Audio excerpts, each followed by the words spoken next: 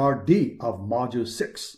In this part, I will do hints for HW2 and the final exam. Total 25 questions. Yeah. So each part,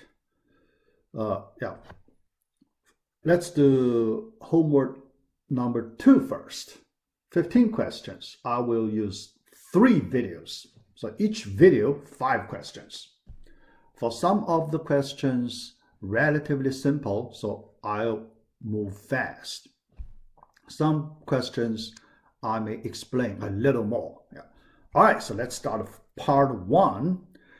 First 5 questions. All right. Question number 1, which of the following inputs, increasing order, ascending order, and a descending order, result in worst case performance for the insertion sort? Yeah. So you need to be familiar with the insertion sort, right? All right, so in insertion sort, we do comparison from last through first. Last through first. When the key to be inserted is smaller than the current key, then we move to, the element 1 position earlier in that way. All right, so if you know that, then you look at the ascending order, descending order, right? Ascending order, so the given array, the array to be sorted already sorted. All right, so when you do that, think about worst case, best case. Then here, which one corresponds to the worst case? Yeah. So this one pretty easy. Yeah. So let me move the second one. Given an input in ascending order still, but this time ascending order, but we compare merge sort and quick sort. Only these 2 sorts. All right. Which one would give us better performance in general? So we consider the general case. So not very special case. So in general, okay. Here, when you look at this question, because we know both we use divide and conquer. Oh, sorry. Yeah. Both we use divide and conquer. All right. When we do divide and conquer, given an array, you need to split somewhere, right? Somewhere, okay? Yeah. So the merge sort, how do we split? How do we do the divide? For the quick sort, how do we do the split, right? Yeah. So then here, assume the given array is in ascending order. Ascending order, okay? All right. Then is this special type of array. So what is the impact on the split?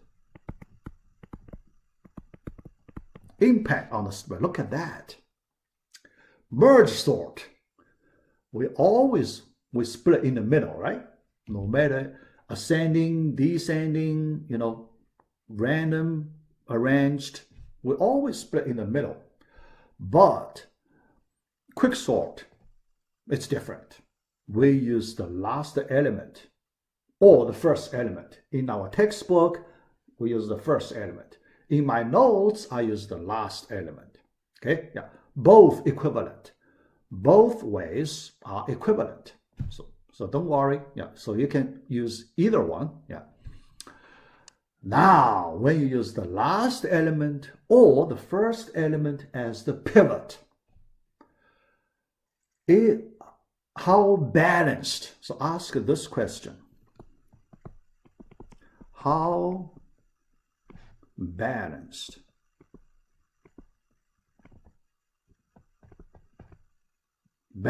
is your split. Right? So your split. How balanced is your split? Because why we look at it in this way, the balanced way, balancing principle, right? Look at the, I talk about balancing principle.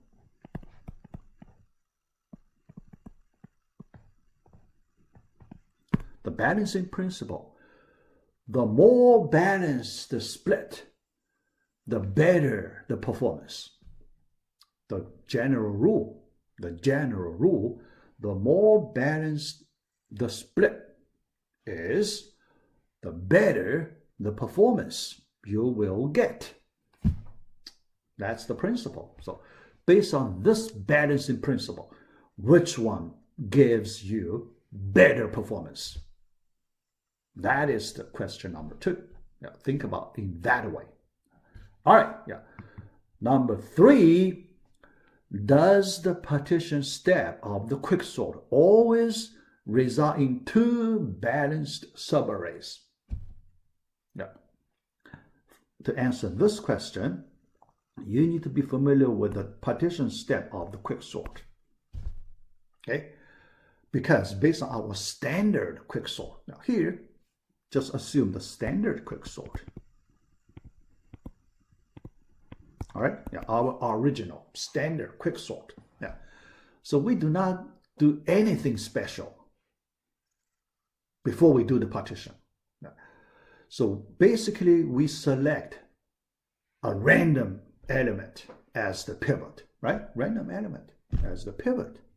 Yeah, put at the end a random selection. Yeah, under that situation, think about, do you always get 2 balanced subarray?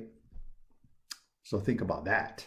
All right, so that's question 3. Yeah, relatively easy. Yeah, so we do not need to spend too much time on this one. Yeah. Question number 4. Yeah, for this one, this inequality, yeah, 2 ways you can see the answer. Yeah, the first way, in notes related to the heap sort, right? Yeah. Because this is the topic of the heap data structure. Think about it. So when we talk about heap data structure,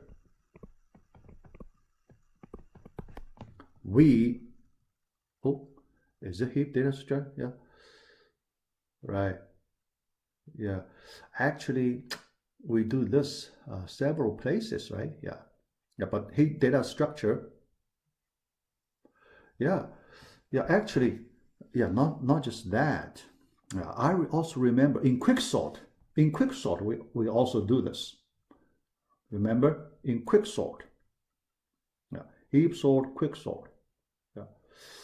Yeah, quicksort. Yeah. Merge sort. Yeah, merge sort, right. Yeah.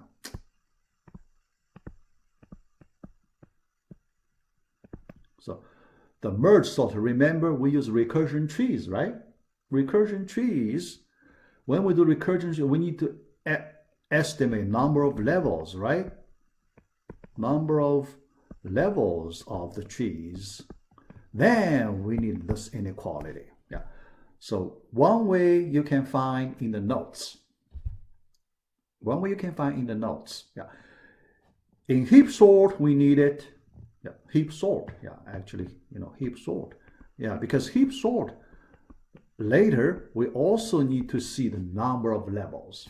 So we need this inequality to give us the number of levels.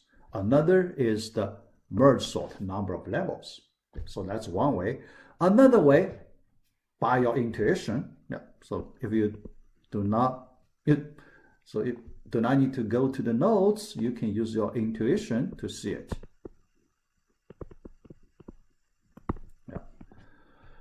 Yeah. So these two numbers, when k, because positive integers, so you have k greater or equal to 1. So, two numbers. So these two numbers, yeah, other than k equals 1. K equals 1, these two numbers are the same. So n equals 1, so that's the special case. Yeah. So when k equals 1, so you can see it easily, right? N equals 1. Yeah, when k greater than 1, then these two numbers different. Can you find appropriate k to cover that n? Yeah. In other words, given n, can you find appropriate closed interval? Yeah. So in this closed interval, the lower bound is 2 to the k minus 1. The upper bound is 2 to the k minus 1. See? Yeah.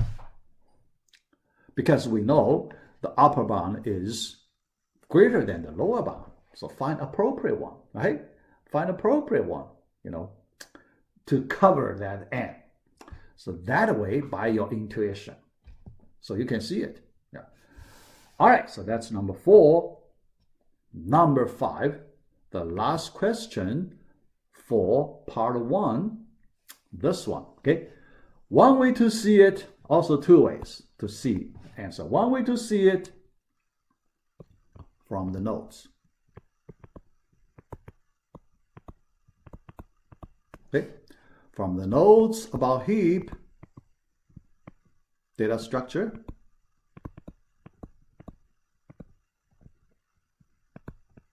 right? When we estimate the number of nodes in each level, that part, each level, we talk about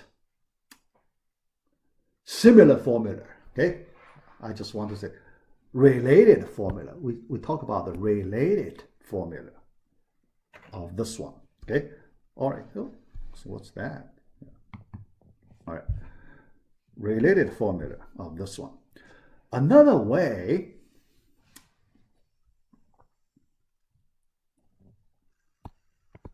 by experiments.